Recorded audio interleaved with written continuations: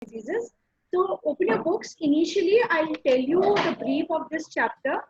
Okay, and then we will start with, see, for this particular chapter, I'll be using my own notes and I'll be teaching from those notes. If we had been in school, I would have dictated this notes, because what I feel in this chapter, this topic has not been dealt with very properly. Okay, so first let's begin. Well, let's start what is there in human health and disease. Now, in human health and disease, basically in this chapter, we'll be covering various points related to human health, the various factors which lead to diseases in humans. Okay, so all these points will be covered here. Initially, the initial part of the chapter is dealing with what we had done in your class 9. Why do we fall ill chapter? So this chapter is somehow related to the chapter which you did in class 9. Why do we fall ill? And what you did in that chapter, initially you talked about health. What do you mean by health? Okay, and you studied. You were made to learn a definition. Health is a state of complete physical, mental, and social well-being. So when our body is at rest, when our mind is at rest, plus when we are socially fighting with us, we have good friends in the society, we have the ability to use our potential, we are able to use our abilities, we are able to earn well. All these things come under a state of good health. Okay, so here we'll be talking about what do we mean by health. See, here they are not in the human diseases. Had it been diseases, disease, as we studied in class 9, is disturbed ease. Okay, that is what the definition of disease you did in class 9. So disturbed ease, when the ease of the body, the normal functioning of the body is disturbed because of entry of any pathogen, because of any external factor, then we used to call it a diseased condition. Right? So in this chapter now, again, we are studying both the things together. First, we're talking about human health and we are talking about human diseases. So in diseases, the initial part of the chapter deals with first the common definition of health, the common definition of different types, what are diseases, what is a healthy condition. Then they are dealing with common diseases in humans. Now, instead of going in the form of the paragraph like they have gone in this chapter till page number, if you see page 150, till page 150, they have dealt with the various factors which are causing diseases in humans. And we know that the diseases can be caused by variety of organisms. They can be fungal diseases, they can be the diseases caused by bacteria, they can be viral diseases, and they can be helminth diseases also. Roundworms can also cause diseases. Okay, so and even protozoal diseases also. Protozoal, helminth, fungal, bacterial, viral. These 5 groups of organisms, 5 types of organisms, can cause diseases in humans. Now, what they have done is they have mixed everything up here. What we will do is we'll study this topic from the notes which are my own self-made notes. Okay, and then we'll divide each and every topic first into all the diseases into first the category of organism which is causing the disease, and secondly for each category we'll be studying about these basic points like the causes of disease, the causative organism, the what is the path, what is the mode of infection, what is the site of infection, what is the incubation period. Suppose the disease enters my body today, in how much time it is presumed that the symptoms will be shown. Why nowadays when we talk about quarantine is for 14 to 15 days, because it may take this coronavirus to 10 to 12 days or sometimes in 15 days to show its impact. If suppose it enters my body, God forbid, today, then maybe the effect is seen after 10 days, maybe next 2-3 days or to 9 days, I may remain symptomless. Fine. So this is how that is what is known as the incubation period of a disease. If the pathogen enters today, when will it show its effect? Okay. Then is the signs and symptoms. I'm telling you just the headings under which we'll be studying the second part of this chapter. First part is health and how do we define health? Why do we study health? Second is diseases. Okay, so the subheadings of diseases under which we'll be doing this chapter.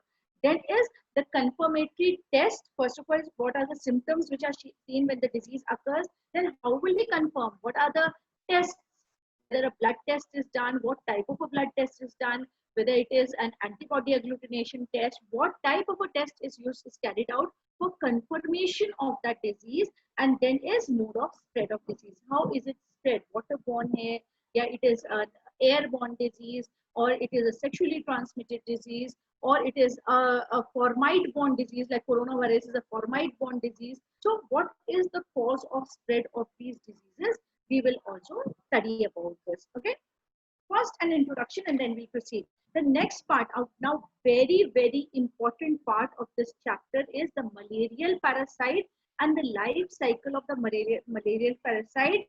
Take it for granted that you will definitely get one question in boards from malarial parasite or the life cycle of malarial parasite. Sometimes a 3-marker or even a 5-marker question has come in the board exams regarding this malarial parasites life cycle, or small points they take up from the life cycle, because they want to know whether you know about the sporozoite stage, the gametophytic stage. You remember what you had done in your diversity about the protozoans, and whether you remember the sporozoite stage, sporozoite stage, the 2N stage, the gametophyte stage, that is the N stage. Okay, so all these stages, and in which stage it infects which individual, how is it transferred to humans. This is a very important part of this chapter. Okay, then next part of the chapter, as we that, okay, fine, there are large number of diseases, so many types of diseases are present there, but do all the diseases present in the environment between the water which we are drinking is not 100% pure. Even when you see the ad of Dettol, what do they tell you? It removes germs up to 99.9%. Why are they leaving that 0.1%? Can't we get a sanitizer? Can't we get any antibiotic which is 100% effective? No, because we know that bacteria, everything is developing immunity, is developing, mutations are taking place at such a rapid pace. Okay, so that means even when bacteria can change, even we can have that natural ability to resist a disease. And where does that resistivity lies inside us? What has nature provided us? Nature has given us everything. See, that is why if you see, okay, let me complete this topic and then I'll give you an example of a speech which I heard few days back. Now, what has nature given us? What method of prevention has nature given us? It has given us our immune system. And this immune system prevents us from various diseases. Have you ever heard, if you have not, you must talk to your parents and then to your grandparents, how they used to play and what games they used to play. You all, majority of you play the computer game, the mobile games. And how do you play? You switch on the AC, it is hot, you switch on the AC, you sit comfortably on a chair in a closed room, you take out your mobile and you start playing. How much exposure of virus that is not affecting you, that is affecting your laptops, your mobiles, but how many viruses, how many bacteria, how many protozoa are you actually coming in contact with if you are playing in an AC room, your mobile and your laptops? Hardly any. Whatever are there in the environment, only that many. And if your mother is very particular about keeping things sanitized and clean, hardly any pathogens you are coming in contact with. Nowadays, everybody is using Dettol in their in the broom water which is used for brooming. Okay, why? Because we want to prevent ourselves from diseases. And ask how your parents used to play. Anybody who can tell me how your parents used to play, and rather how your grandparents used to play. What were the common games they used to play? You must have heard of Gilli Danda. How many of them used to play Gilli Danda inside the rooms? And when they used to play Kabaddi, was the played in the kitchen? Is Aditya, what were these games and how were they played? Like, ma'am, these all games were outside first of all, and they were mostly on the muds, basically. All mud-based games, okay? All were played in mud, and children used to come back whole dirty, filled with muds, and maybe they have even swallowed a large amount of mud. Children used to eat mud, okay? And while playing, inhaling that pathogens also. They were inhaling all those SPMs also, and so many pathogens that were present. And then when you used to drink water, what type of water they used to carry? They used to carry Bisleri water, buy a Bisleri water, or No, take ma'am. a cello water bottle or this thermostable water bottle with them when they had to go and play outside. If they felt thirsty, what they did? Ma'am, Grandparents, especially grandparents. Parents, maybe that generation must be more pampered, but grandparents. Yes, like Aditya? ma'am, the water was basically taken from wells or like boring waters. Pouring water, a well that they used to take it out. If a tap is attached there, you used to open it and drink water. Boring water, they used to go and fill. And if a river is flowing nearby, go fill it with a glass full of water and drink it. Was that river water absolutely clean? No, Was ma'am. that boring water free of microorganism? Was it like as pure as the RO water which we are drinking? Now, even after having exposure of so many pathogens in the form of mud, in the form of food, see even the food that they were eating, they were not eating very like the nutrient quantity, no doubt was very good, but the extent of hygiene, we are crazy about hygiene nowadays. Were people so very crazy about hygiene in those times? No.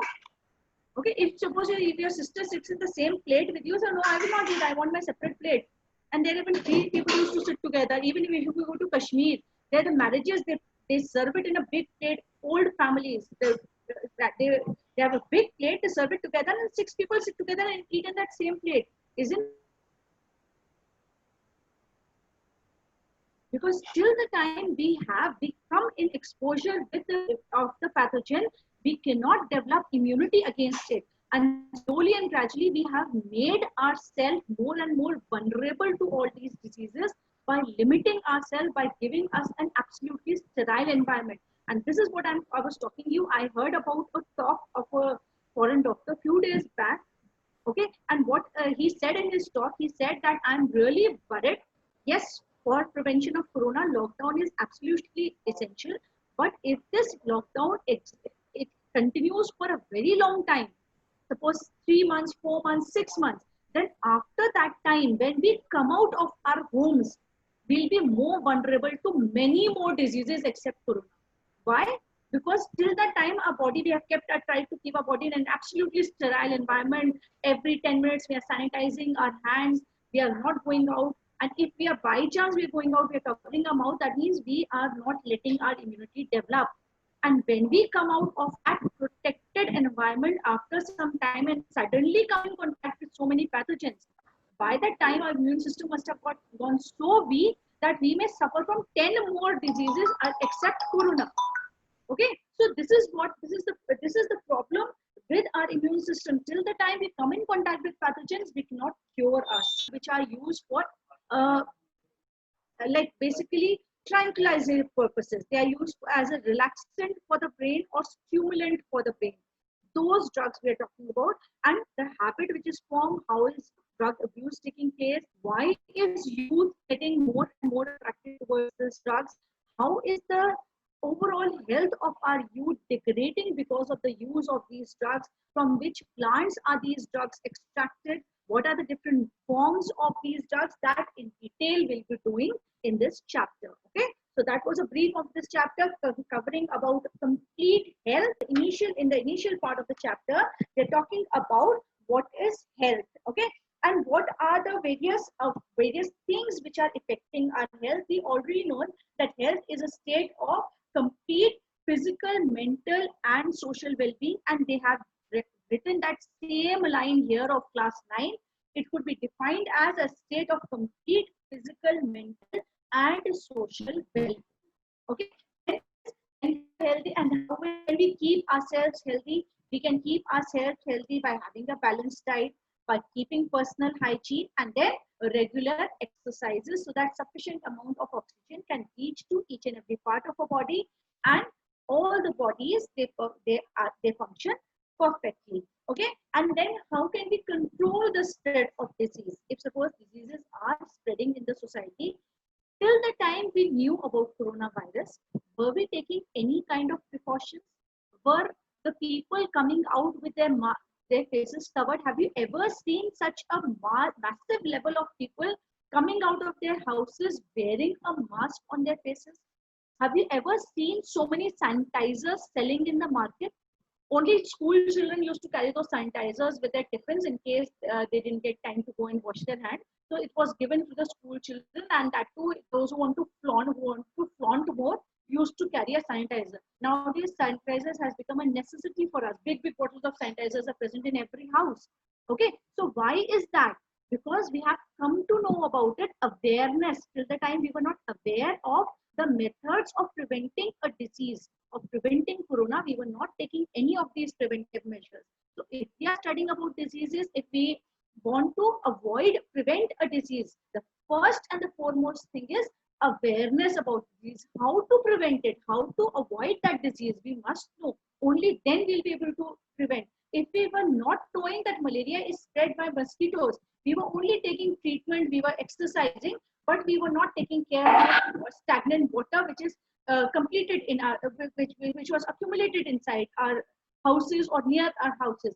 Then no matter how many precautions we take, we will suffer from malaria, we will suffer from dengue in that case. Okay, so only when we came to know that yes, malaria is the vector, malaria is the cause, malaria is caused by spread by vector mosquito, only then we started taking the appropriate measures. So it is important to study about diseases so that we are aware about them and we can take the necessary precautions for their prevention. Okay. Secondly, if suppose I do not know that a pathogen, okay, fine, a pathogen has entered, positive malaria test has come. Now I do not know which part of the body is affected. How can I give an appropriate drug? How can I take an appropriate precaution for it so that the healing process is faster? If suppose an antibiotic is very good in UTI infection and an RTI disease, the doctor prescribes the same medicine. Will the effect be that very quick? Will the disease be solved that very quickly? So we know that if we are suffering from TB, we need to take a drug which is effective in RTIs, not the one which is effective in UTIs. Okay, so that is why we need to know about a disease. Awareness about a disease is very, very important for not only for its prevention, but also for its treatment. Okay, then apart from that, we need to be aware about our surroundings. Proper waste disposal must take place. We must prevent ourselves from infectious diseases. We must prevent ourselves prevent the exposure of vectors of infectious disease and maintain hygiene in food, water, and surroundings. All these things should be taken care of in order to maintain a healthy lifestyle. Okay. Now, when we talk about diseases, how can we categorize diseases? So let us see. I'll just show you next going from my notes. Just I'll share my okay. So this is it. When we talk about human health and disease, first of all, we should know what are the various categories of diseases. I'll be reading simultaneously because maybe my handwriting, because these notes were not made for basically giving to you or showing to you, that were made for me, and I used to dictate them in the class. So maybe the handwriting is not very, very visible to you. So just listen to what I'm saying. So human diseases, we can divide the human diseases into two types: congenital diseases and acquired diseases. If we are born with a disease, then we say we are suffering from a congenital disease. Okay, genetically inherited disease with which we are born. We cannot help that out. Okay, we cannot help that out. Although gene therapies are there for its cure, but because it is not being caused because of improper diet, because of physical and any imperfections in physical fitness or lack of exercise, so this is something we cannot help out. Okay? The other diseases are acquired, which we get after birth. Okay, so the diseases which are acquired can be of two types. They can be communicable. Communicable diseases are also called as the infectious diseases. Others are non-communicable, which are known as the non-infectious diseases. Okay, then communicable diseases can be either contagious or non-contagious. Okay, contagious, like nowadays corona is a contagious disease. The moment you touch something, the person has sneezed, you touch the hand, it can be spread. So the diseases that can be spread to that contact are called as contagious diseases and non-contagious. So there's a difference. Communicable and contagious, there are differences in them. The diseases which are communicable can be non-contagious. That means if you actually go and touch a person who's suffering from malaria, you will not suffer from malaria. But yes, if the mosquito which has bitten a person suffering from malaria bites you, you will suffer from malaria. Okay, so that means malaria becomes a non-contagious but a communicable disease. But if a person is suffering from ringworm infection, fungal infection of the skin, you touch that person, you may suffer from ringworm because that is a contagious disease. So it is a contagious type of communicable diseases. Okay. Then next type of disease, next type of acquired diseases can be non-communicable diseases. Non-communicable diseases also known as non-infectious diseases. That means they cannot be spread from one person to another. Okay. So now these non-infectious diseases we are responsible for our own diseases. Okay. So what can be the types of these non-communicable diseases? First, they can be deficiency diseases. I did not have proper amount of vitamin C. My immunity level has gone down and I start suffering from various diseases. Deficiency diseases, if I am suffering from, suppose, night blindness because of deficiency of vitamin A, that is not contagious. If that other person eats sufficient amount of vitamin A, fine, will not suffer from those deficiency disease. Okay. Then is degenerative diseases. Degenerative disease, any disease which leads to lowering down of the functions of the body. For example, if the pancreas is not working properly, then the person suffers from diabetes because insulin does not take place properly. Okay, but this is not communicable disease. Diabetes cannot spread from one person to another either through contact or through mosquitoes or through flies or through water, food, etc. So it is a non-communicable disease, but the degeneration of the body takes place because of this disease. Okay. Then is allergies. Allergies are very specific to a person. I may be allergic to synthetic clothes, may not be. Okay. Maybe my daughter is not allergic to synthetic clothes, only I am. So whatever is starting, whatever is increasing histamine production inside my body, not start a histamine production inside your body. So allergies are also specific to a person. Okay. Then is cancers. Obviously, cancers. The person is suffering from cancers. Cancers do not spread through vectors or through touch. Anything, any carcinogen which enters inside my body can lead to uncontrolled growth of cells and can result in cancer. Okay. Cancers are not spread from person to person, so they are non-communicable. Then mental ill health or the mental diseases. If I'm suffering depression, you come and meet me doesn't mean you will also start suffering from depression till the time I eat your brain so much that you actually get depressed. Okay, but that's just the funny part of it. But actually, if a person is suffering from anxiety or depression, any kind of mental disorder, doesn't mean the person who is visiting or the mosquito bites the same person and they start suffering from depression. No, it is a non-communicable and or a non-infectious disease. Then addiction. The addiction we are covering under non-communicable disease, rather addiction can be kept aside also. Some books had place addiction in the communicable, because if I am addicted to something, you come and sit with me, eat food with me, doesn't mean you'll get addicted to those drugs. Okay, so the condition, it is a type of a social disease which is not spread through any vectors or by touch, which is non-communicable. It differs from person to person if the person will be addicted or not to a particular drug. Okay, then we have to start first category. First part of the chapter is dealing with all the diseases. And when we're talking about diseases which are spread from one person to another, we are talking about all the communicable diseases. So after talking about all the different types of diseases, somebody wants to say something? Kunal. Yes, Kunal, which is, please speak. What you have written under non-communicable diseases? That is what I said. Bracket. You won't be able to understand my handwriting. So just listen to what I'm saying. Non-communicable, Yes, ma'am. non-infectious, non-infectious. INF, infectious. I use short forms. You know, I use short Yes, forms ma'am. on board also. So in my notes, I use hundreds of short forms. Okay. Infectious and non-infectious. Another name for non-communicable. Yes, ma'am. Okay. Forget, please pardon my handwriting, because these notes I dictate in class. I don't give in class. So they have got a horrible handwriting here, which only I can understand. So let us talk about these communicable diseases. Communicable diseases. Okay. Thank you, Aditya.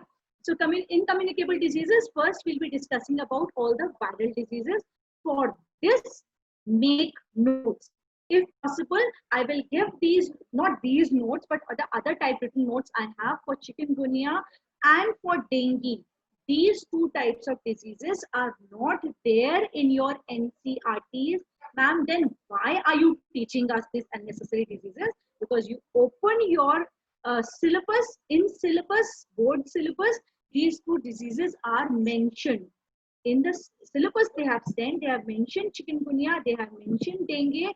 Similarly, in the last two chapters, there's a term called as Rancer sites. Now, Rancer sites, this word they have mentioned in the syllabus, but nowhere in NCRT you find Rancer sites. I hope I have not seen the latest NCRT, but till the time, whatever NCRTs I've seen so far, Rancer site, chikungunya and dengue was not included. Okay, so you need to write about these. So first is Ma'am. chikungunya. Yes. So, ma'am, Yes. are there any reduction in the syllabus of bio till now? But till now, no reduction in any syllabus has been informed. Whatever informations we are getting is we are getting through WhatsApp, which is not. Please, these have to be noted down. I'll try to give it in your synopsis also for this chapter. Chikungunya. Now, chikungunya, the pathogen is a virus. It is a virus infection. We are sick and tired of viruses nowadays. So, chikungunya virus is the name of the pathogen, the positive agent for chikungunya. Then vectors is Aedes aegypti mosquito. Okay, Aedes mosquito. We say Aedes mosquito is the positive organism for chikungunya. The full name is Aedes, AEGYPTIC. Aedes, that is, this is the species of the Aedes mosquito. Aedes aegypti mosquito is the positive organism of chikungunya. Vaccine till date, just like for corona, we don't have any vaccine. We don't have any vaccine for chikungunya or dengue also. So virus infections, it is very, very difficult to make a vaccine. The only way of preventing ourselves is avoiding contact with this virus, avoiding contact with anything that can spread this virus. Okay, so there's no vaccine till date for chikungunya. What are the signs and symptoms of chikungunya? Sudden onset of fever. When chikungunya 2 years back, it was so very prevalent. And what were the main symptoms? There were two symptoms. Suddenly the fever used to rise, and then was joint pain. Even after the fever had gone, till 6 months, severe joint pain the person used to suffer from. So these are two symptoms of chikungunya: sudden onset of fever and crippling joint pain, which is difficult to tolerate, very severe joint pains. Then is tympanodenopathy. That means the tympanic membrane, it gets affected. That is why we are not able to hear very properly. Conjunctivitis, it can affect the eyes also. Conjunctiva can be affected, and eye infection can also take place. Hemorrhagic manifestations, reddening of the body parts, that is, the red spots can be formed on the body, and biphasic fever, suddenly it increases and then suddenly it decreases. Okay, so these are the signs and symptoms, out of which the first two signs and symptoms are most important and most prominent. Incubation period is 3 to 6 days. That is, within, if pathogen enters today, within 3 to 6 days, I may be able to see the symptoms. Then is prevention. How can we prevent chikungunya? Obviously, if it is caused by mosquito, any disease that is caused by vector, if we avoid coming in contact with the vector, we can prevent that disease. So elimination of mosquitoes and their eggs is the method of prevention. And medication, paracetamol is used for fever and aspirin is used for joint pain. So this was a common medication given in chikungunya. Doctors used to write only two things. First is paracetamol and second was aspirin that was written. Okay, if severe pain is there. Then the next is dengue fever. Dengue fever, also known as the break bone fever, because such severe headaches, such a high fever it used to come in such a high fever comes in dengue fever, that it is called as the break bone fever, that affects the bones. To even joint pain occurs in dengue, not as much as in chikungunya, but yes, it is the fever goes to such a high extent, 4, 5, even it may cross that degree also. So it is called as the break bone fever. pathogen is flavirribovirus. So again, it's a viral disease. Flavirribovirus is the positive agent. Vector is Aedes aegypti. Mosquito, again the same one. Then it is also known as the tiger mosquito. And the unique feature of this mosquito is it breeds in clean water and bites only during the day. That is why using mosquito nets or mosquito repellents at night had no effect in controlling dengue. We have to use mosquito repellents even during the day, because the dengue, the positive agent of the vector for dengue, bites during the day. And even if stagnant water is there, clean water is kept in tanks or it is kept in ponds for some time, in clean water also the Aedes mosquito can breed. Vaccine against dengue fever, there is no vaccine. That is why there's a big doubt, when are we going to get the vaccine for corona? Because till date, it's in so many years, people, every year so many people suffer from dengue. Even today, so many people suffer from chikungunya every year. Okay, but we don't have a vaccine for it. So after in so many years, if you are not able to discover a vaccine for these old viruses, how is it possible to develop a vaccine for such a new virus, and that too which is mutating at such a great extent? Okay, so no vaccine is present. Then confirmatory test is known as the tourniquet test. A tourniquet test is the name of the test which is carried out for finding out the presence of flavirribovirus inside our body.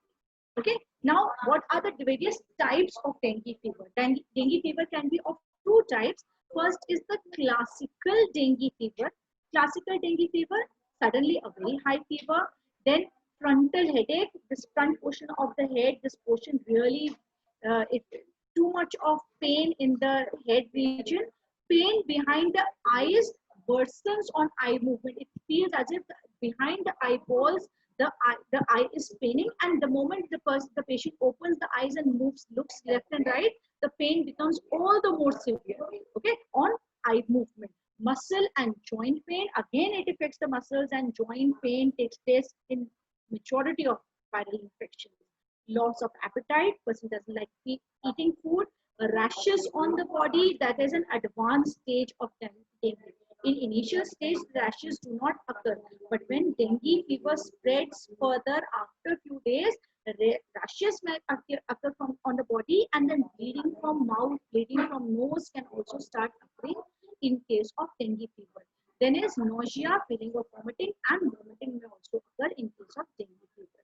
Okay, then is dengue, the second type, the dengue hemorrhagic fever. Similar to classical CDF, classical dengue fever, bleeding from nose, mouth, gums, and skin. So when it becomes advanced and enters into the second stage, the fever becomes very, very dangerous. Bleeding starts from nose, mouth, gums, and skins. Several and continuous stomach pain occurs. Frequent vomiting with or without blood. Sometimes blood may come out in the vomit, sometimes maybe it does not come out. Pale, cold, and clammy skin. The skin becomes absolutely yellowish in color and very as if like lifeless skin is there, and becomes pale, yellowish in color. Excessive thirst, too much of thirst occurs. Incubation time is 3 to 8 days for dengue fever. Prevention, mosquitoes and their eggs have to be eliminated.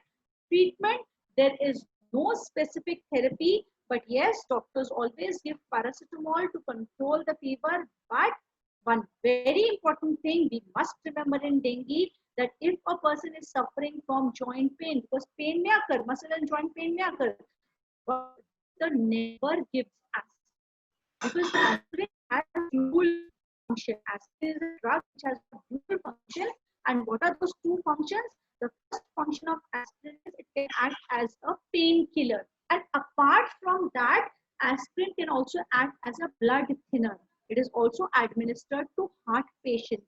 Okay, so it can act as a blood thinner, and if suppose as such bleeding is occurring, suppose as I told you, rashes have appeared on the body, and then it has changed to the stage of hemorrhagic disease and bleeding starts, and on top of that we take a medicine which is acting as a blood thinner. What will happen?